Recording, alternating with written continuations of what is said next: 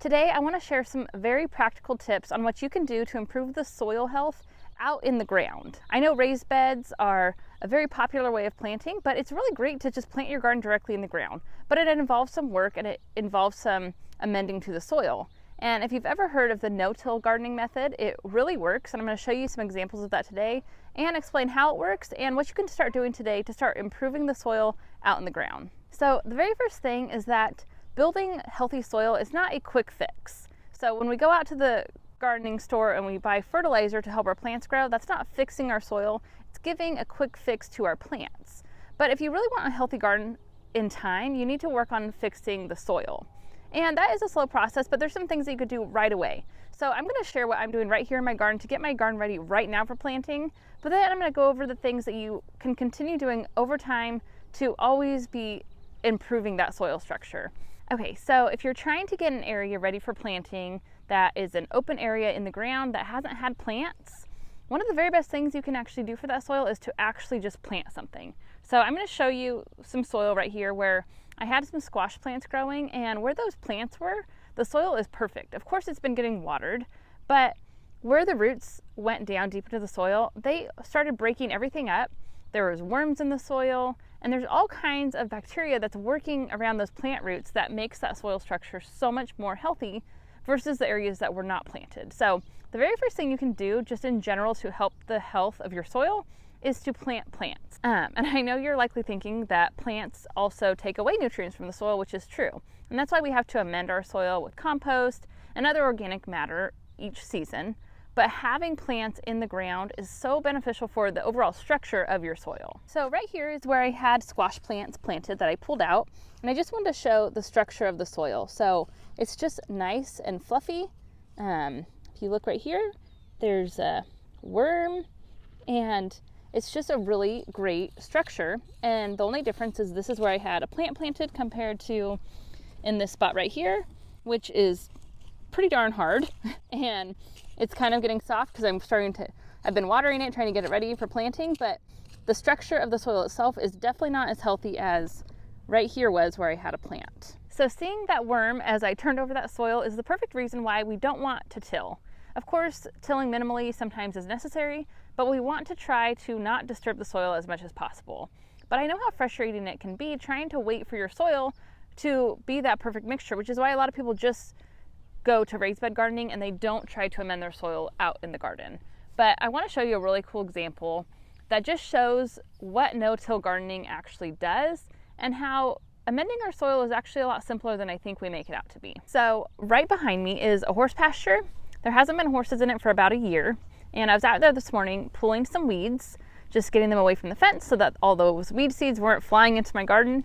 And as I started pulling the weeds, I noticed something pretty magical. So as I peeled back some of the leaves and pushed away some of the leaves and old grasses, underneath all of that was literally perfect soil. It was light and fluffy. It was like the most perfect soil of what exactly I would love to have right in my long rows where I'm currently trying to plant things. And the difference is because nature just takes its course. There's a big oak tree out there that's dropping its leaves, and all those leaves are just covering the soil. They're drying, they're breaking up, and then there's grasses out there that some are still living, some have just kind of died, and it's just this perfect combination of organic matter on top of the dirt that's breaking down into the soil, creating this perfect mixture of what we're trying to replicate out in the garden. And so all you really need to do is just continue adding organic matter on top of your garden beds, and that's going to break down and just create this perfect soil out in your garden. Of course, it's not going to happen overnight. It's going to take time, but you can add mulched up leaves. You can add straw. You want to be careful not adding alfalfa hay, and you don't really want to use horse manure.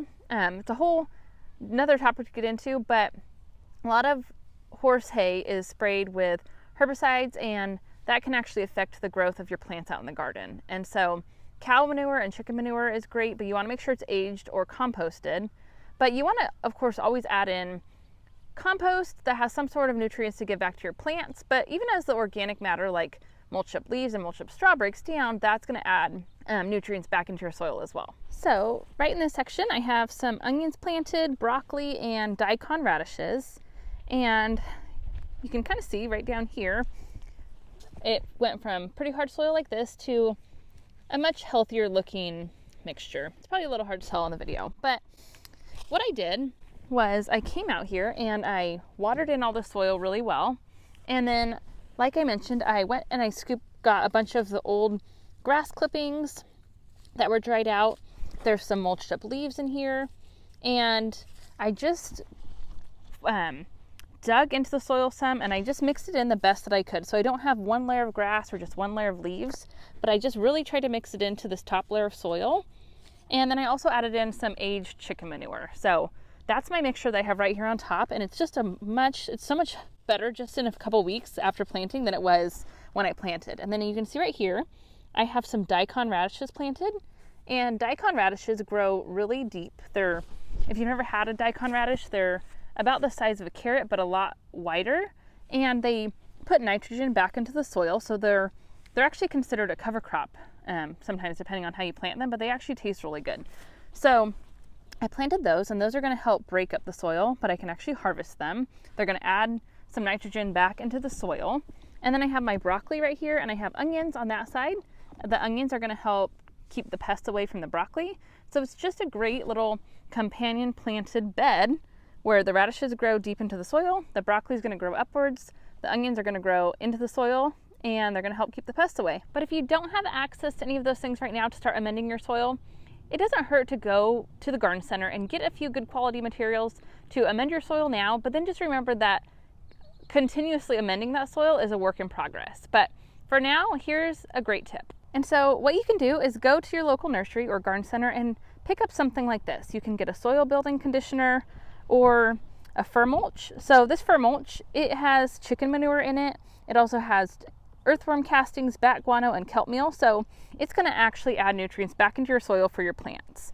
This one is more to help break up really hard clay soils, but it also has some soil amendments, composted ingredients, and beneficial microbes that are going to work at the roots of your plants and just help build up that natural bacteria in the soil. And so the great thing about just going to your local nursery and getting some soil amendments to get going right now is that it lets you get going right now. You don't have the excuse of saying that you don't have compost or that you don't have the right resources. You can just go buy some soil building conditioner, add it to your soil, and then start creating that structure. And remember that it's a work in progress. Your soil is just going to continuously improve. You just need to remember to keep adding organic materials on top.